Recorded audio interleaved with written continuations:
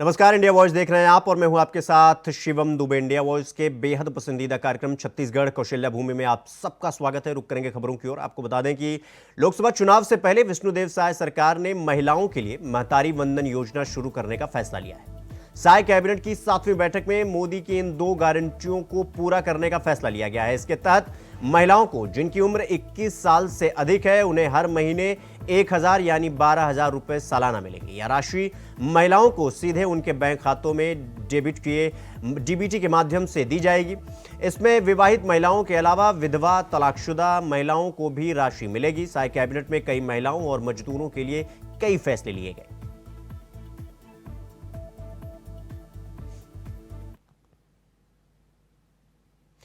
मुख्यमंत्री विष्णुदेव साय ने महानदी भवन में पुलिस और प्रशासन के आला अधिकारियों की हाई लेवल बैठक की, जिसमें उन्होंने राज्य में नक्सल उन्मूलन अभियान की समीक्षा की। बैठक में मुख्यमंत्री ने कहा कि जब से हमारी सरकार आई है नक्सलवाद के खिलाफ लड़ाई मजबूत हुई। नक्सलियों के विरुद्ध हमारे पुलिस जवान मजबूती से लड़ाई लड़ रहे हैं। नक्सलियों के खिलाफ अभियान तेज कर दिया गया है। लगातार कैंप स्थापित हो रहे हैं। पिछली सरकार ने नक्सलवाद के खिलाफ गंभीरता से लड़ाई नहीं लड़ी, लेकिन हमारे सुरक्षा बल के जवानों ने माओवादियों, आतंकवादियों के खात्मे की कार्रवाई शुरुआत कर दी है।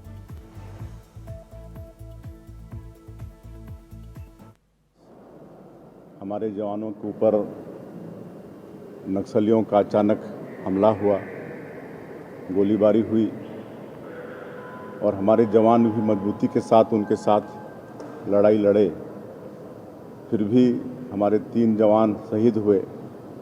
सबसे पहले तो हम तीनों जवान के शहादत को नमन करते हैं, उनको श्रद्धांजलि अर्पित करते हैं।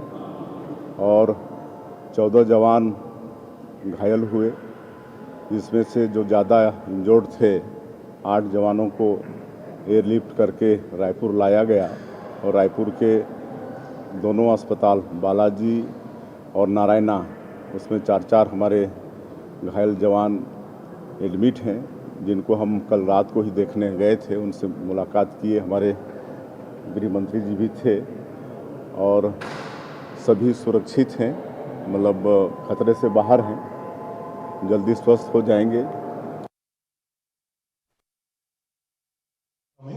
नक्सलवादी अभियान तथा क्षेत्र में विकास कार्य को गति प्रदान करने के उद्देश्य से विगत दिनों में लगातार नवीन सुरक्षा कैंप स्थापित किए गए थे। उसी सिलसिला में आज जिला सुकमा एवं बीजापुर के सीमावर्ती टेकलेगुड़ा में भी एक नवीन सुरक्षा कैंप स्थापना किए गए थे। उस कैंप के लिए डीआरजी, एसटीएफ, कोबरा, सीआरपीएफ सभी संयुक्त बल रवाना किए गए थे। कैंप स्थापना के पश्चात आउटर कॉर्डन में हमारा सुरक्षा बल द्वारा पेट्रोलिंग और गश्त की जा रही थे। इस दौरान माओवादी द्वारा उन जवानों के ऊपर हमला किए गए थे। उस दौरान हमारा सुरक्षा बल की कोबरा, सीआरपीएफ, एसटीएफ, डीआरजी सभी जवानों ने मुंहतोड़ जवाब दिया। इस दौरान माओवादियों के कम से कम 6 कैडर की मृत्यु होने की जानकारी प्राप्त हो रहे थे, लेकिन दुर्भाग्यवश इस मुठभेड़ में हमारा 3 जवान, जिनमें से 2 कोबरा के जवान और 1 सीआरपीएफ के जवान का शहादत हो गए थे।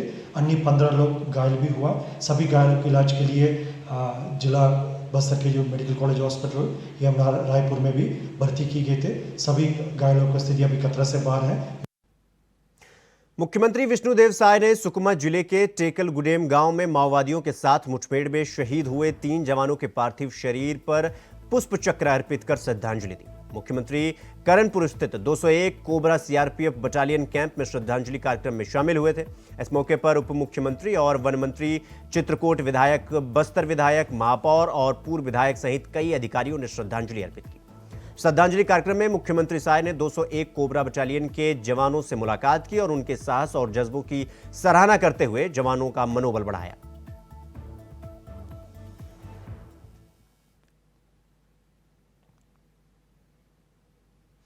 अगली खबर जगदलपुर से है, जहां सुकमा पुलिस ने टेकलगुडेम में सुरक्षा बल के जवान का नया कैंप खोला। आपको बता दें कि एसटीएफ और डीआरजी के जवान कैंप के नजदीक जोनागुड़ा, अलीगुड़ा की ओर गश्त सर्चिंग पर कोबरा निकले हुए थे। इसी दौरान जवानों और नक्सलियों के बीच इनकाउंटर हो गया। वहीं घायल जवानों का सिलगेर कैंप में प्राथमिक उपचार के बाद बेहतर इलाज के लिए हेलीकॉप्टर से रायपुर रवाना कर दिया गया। साथ ही सूचना के अनुसार मुठभेड़ में 6 नक्सली भी मारे जाने की खबर मिल रही है। संभाग के नक्सल प्रभावित इलाकों में नक्सलवादी अभियान तथा क्षेत्र में विकास कार्य को गति प्रदान करने के उद्देश्य से विगत दिनों में लगातार नवीन सुरक्षा कैंप स्थापित किए गए थे। उसी सिलसिला में आज जिला सुकमा एवं बीजापुर के सीमावर्ती टेकलेगुड़ा में भी एक नवीन सुरक्षा कैंप स्थापना किए गए थे। उस कैंप के लिए DRG, STF, कोबरा, CRPF सभी संयुक्त बल रवाना किए गए थे। कैंप स्थापना के पश्चात आउटर कॉर्डन में हमारा सुरक्षा बल द्वारा पेट्रोलिंग और गश्त की जा रही थी। इस दौरान माओवादी द्वारा उन जवानों के ऊपर हमला किए गए थे। उस दौरान हमारा सुरक्षा बल की कोबरा, CRPF, STF, DRG सभी जवानों ने मुंहतोड़ जवाब दिया। इस दौरान माओवादियों के कम से कम 6 कैडर की मृत्यु होने की जानकारी प्राप्त हो रहे थे, लेकिन दुर्भाग्यवश इस मुठभेड़ में हमारा 3 जवान, जिनमें से 2 कोबरा के जवान और 1 CRPF के जवान का शहादत हो गए थे। अन्य 15 लोग घायल भी हुआ। सभी घायलों के इलाज के लिए जिला बस्तर के जो मेडिकल कॉलेज हॉस्पिटल या रायपुर में भी भर्ती की गए थे। सभी घायलों की स्थिति अभी खतरा से बाहर है, उनकी इलाज जारी है। आसपास क्षेत्र में भी लगातार सर्चिंग अभियान जारी है। खबरों में आगे बढ़ेंगे। अगली खबर जगदलपुर से है, जहां पुलिस महानिदेशक अशोक जुनेजा, अतिरिक्त महानिदेशक सहित कई अधिकारियों ने टेकल गुडेम कैंप पहुंचकर जवानों से मुलाकात की। जवानों से बातचीत करते हुए यह पता चला कि नक्सलियों ने जवानों को भारी नुकसान पहुंचाने की नीयति से हमला किया था। आपको बता दें कि जवानों की बहादुरी, सूझबूझ और समझदारी से करीबन 4 घंटे तक चली इस मुठभेड़ में 7 से 8 माओवादियों की मारे जाने की, करीबन 15 से 16 माओवादियों के गंभीर रूप से घायल होने की खबर मिली। वरिष्ठ अधिकारियों ने सभी जवानों का हौसला अफजाई किया।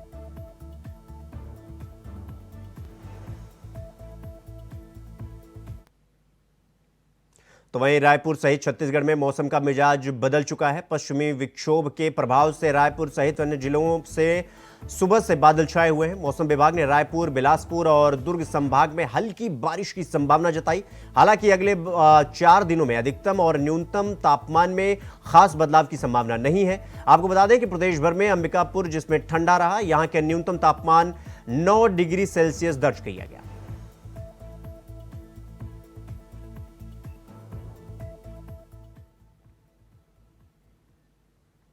अगली खबर कोरबा से है, जहां साउथ ईस्टर्न कोल फील्ड्स लिमिटेड की गेवरा माइंस में एक बड़ा हादसा हो गया। हादसे में भारी गाड़ी ने ट्रक चालक को अपनी चपेट में ले लिया, जिससे उनकी मौत हो गई। इस घटना में कई कर्मचारी और दूसरों लोगों ने विरोध कर नारेबाजी की। घटना में कर्मचारी की मांग है कि मृतक के परिवार को मुआवजा और एक सदस्य को नौकरी दी जाए। आपको बता दें कि देश की सबसे बड़ी कोयला खदान कोरबा जिले के गेवरा में है, जहां से लगभग 72 लाख टन कोयला एक साल में उत्पादन करने की योजना बनाई गई है। तो वहीं भारी वाहनों के आने पर तो रोक नहीं लगाई जा सकती। ऐसी स्थिति में सुरक्षा के मसले को लेकर कोई भी नियम बनाना जरूरी होने के साथ साथ मुश्किल भी है। बहरहाल मामले की जांच के लिए विभाग ने कमेटी का गठन कर दिया है।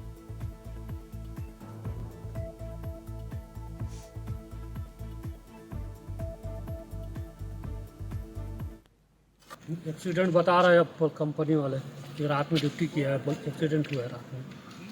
तो वो बोला कि एक्सीडेंट हो गया है, तुम लोग आ जाओ देखने। अभी जिंदा है बोल के हम लोगों को बोला।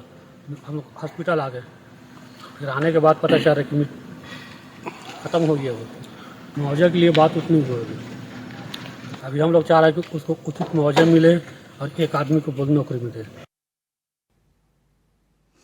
तो वहीं महासमुंद जिले के सरायपाली पुलिस और साइबर सेल ने बड़ी कार्रवाई करते हुए 3 करोड़ 80 लाख रुपए के नकली नोट बरामद कर एक आरोपी को गिरफ्तार किया है। आपको बता दें कि साड़ी की आड़ में छुपाकर ले जाया जा रहा था ये नकली नोटों का एक जत्था। तो वहीं पुलिस अधीक्षक राजेश कुकरेजा ने मामले का खुलासा करते हुए कहा कि अरुण सिदार के पिता जयपाल सिदार को 18 साल के एक अज्ञात ने फोन पर कहा था कि साड़ी के कुछ बंडल सारगढ़ से रायपुर लेकर जाना है, जिसके बाद पिकअप वाहन चालक ने भाड़े की लालच में अज्ञात व्यक्ति की बात मानकर साड़ी के बंडल भीतर रख लिया। जब पिकअप सरायपाली अग्रसेन चौक पहुंची तो वहीं पर पुलिस की चेकिंग लगी हुई थी। उस दौरान पुलिस ने पिकअप से नकली नोट बरामद किए।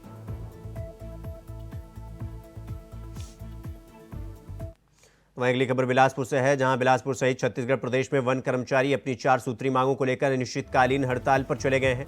आपको बता दें कि बुधवार को बिलासपुर के डीएफओ कार्यालय के सामने संघ के बैनर तले कर्मचारियों ने अनिश्चितकालीन हड़ताल की शुरुआत कर दी और जमकर नारेबाजी की, जिसमें लघु वनोपज संघ और कर्मचारी संघ के 2009 के समझौते के अनुसार 180 स्वीकृत पद को विलोपित कर संविदा पद से भरे जाने को लेकर कर्मचारियों में आक्रोश नजर आया। वहीं वनपाल, वनरक्षक और उप क्षेत्रपाल के ग्रेड पे को बढ़ाने की मांग को लेकर कर्मचारी संघ सड़क पर आ गए।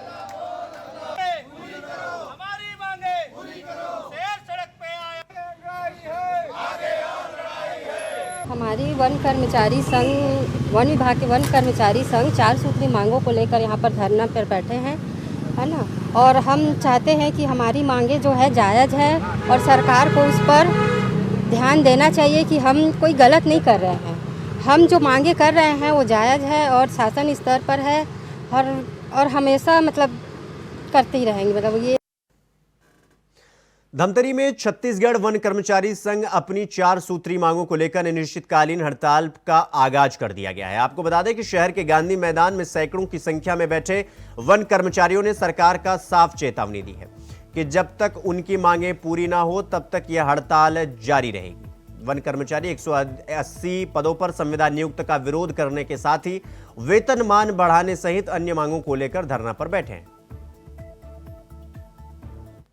हम लोग हड़ताल में इसलिए बैठे हैं मैम कि हमारा 4 सूत्री प्रमुख मांग है।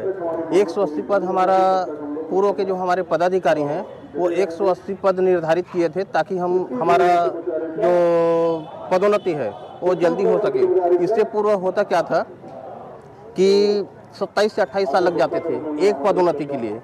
तो इसलिए हमारे जो पूर्व के पदाधिकारी हैं, संघ के पदाधिकारी हैं, उन्होंने ये तय किया था मिल करके फेडरेशन के साथ में समझौता के तहत कि हम लोग अपनी 4 सूत्री मांगों को लेकर के धरने पे बैठे हुए हैं। आज 1/2/2024 से अनिश्चितकालीन हड़ताल, ये पूरे प्रांत व्यापी हड़ताल है, पूरे छत्तीसगढ़ में है। जहाँ जहाँ पे हमारे जिला मुख्यालय है वहाँ सभी मतलब कर्मचारी हमारे धरना। छत्तीसगढ़ में साय सरकार ने लोकसभा चुनाव की तैयारियों के तहत कार्यालय का उद्घाटन शुरू कर दिया है, जहां 11 सीटों के लिए 3 कार्यालय के साथ शुरुआत कर दी गई है, जिसके बाद कांग्रेस बीजेपी पर तंज कस रही है कि बीजेपी बिना दूल्हे के बारात की तैयारी कर रही है। मगर सच तो यह है कि जहां कांग्रेस बूथ लेवल पर तैयारी में व्यस्त है, वहीं बीजेपी कार्यालय के साथ कार्यकर्ताओं के तालमेल की दिशा में काम कर रही है, जिसके बाद देखना यह है कि चुनाव से पहले की यह तैयारी किसके पाले में ज्यादा वोटों की गिनती कर पाती है। देखिए रिपोर्ट। दरअसल लोकसभा प्रत्याशी की घोषणा होने से पहले ही बीजेपी सभी लोकसभाओं में अपने कार्यालय खोलने की रणनीति पर काम कर रही है। इसके तहत प्रदेश की 3 लोकसभाओं में एक साथ चुनावी कार्यालय शुरू कर दिया गया। मुख्यमंत्री विष्णुदेव साय ने राजधानी में रायपुर लोकसभा के केंद्रीय कार्यालय का उद्घाटन किया। वहीं डिप्टी सीएम अरुण साव ने महासमुंद और डिप्टी सीएम विजय शर्मा ने दुर्ग लोकसभा के चुनावी कार्यालय का उद्घाटन किया।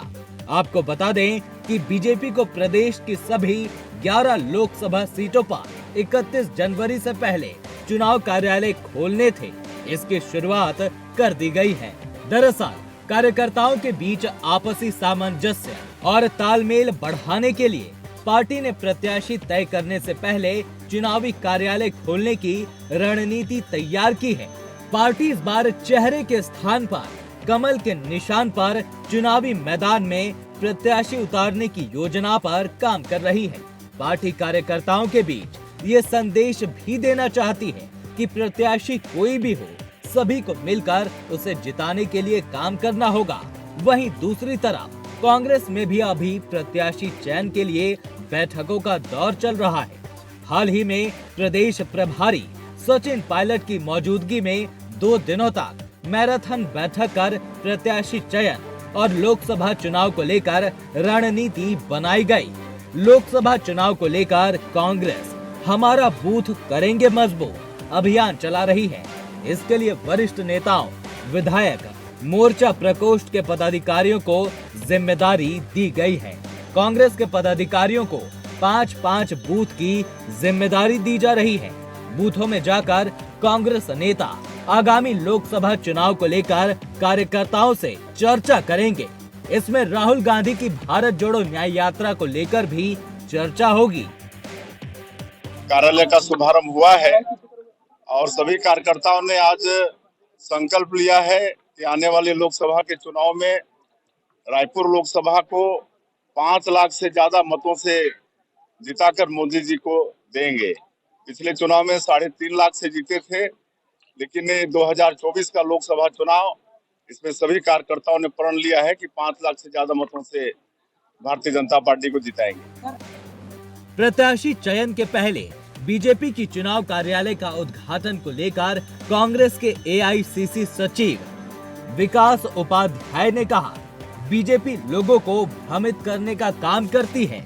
दूल्हे का पता नहीं, बैंड बाजा बुक करा रहे हैं, ताम झाम कर लोगों का ध्यान भटकाना चाह रहे हैं। पहले बीजेपी सरकार को जनता से किए वादे पूरा करना चाहिए। चंद दिन पहले भारतीय जनता पार्टी की सरकार इस प्रदेश में बनी है। झूठे वादों के साथ भारतीय जनता पार्टी की सरकार बनी, ना किसी को कुछ मिला, ना किसी ने कुछ पाया। अब जनता को यह एहसास हो गया कि भारतीय जनता पार्टी को वोट देना मतलब हमने झूठ का साथ दिया है। अब लोकसभा का चुनाव है और लोकसभा का चुनाव है तो ये लोगों को मिसगाइड करने के लिए उस जगह से उस लोगों की डिमांड और मांग जो भारतीय जनता पार्टी ने घोषणा पत्र में की थी उससे भटकाने के लिए अब लोकसभा का कार्यालय खोल रहे हैं। प्रत्याशी कौन है जानकारी नहीं है, दूल्हा है नहीं, स्टेज बन गया, ड्रेस आ गई, सब तामझाम हो गया, बाजा बुक हो गया। लेकिन मैं समझता हूँ अभी प्रत्याशी उनका तय नहीं हुआ, लेकिन अब जनता के बीच में एक भ्रम की स्थिति पैदा करने के लिए भारतीय जनता पार्टी इस प्रकार के काम कर रही है। बहरहाल लोकसभा चुनाव की तैयारियों में बीजेपी कांग्रेस से 2 कदम आगे नजर आ रही है। कांग्रेस जहां रणनीति बनाने के लिए बैठकें कर रही है, वहीं बीजेपी ने लोकसभा के लिए केंद्रीय चुनाव कार्यालय का शुभारंभ कर दिया है। अब देखना होगा कि आगामी लोकसभा चुनाव में इसका प्रदेश की जनता पर कितना असर पड़ता है। रायपुर से इंडिया वॉइस के लिए विकास यादव की रिपोर्ट। छत्तीसगढ़ कौशल्या भूमि में फिलहाल अभी के लिए बस इतना ही। देश दुनिया की तमाम खबरों को देखने के लिए देखते रहिए इंडिया वॉइस। नमस्कार।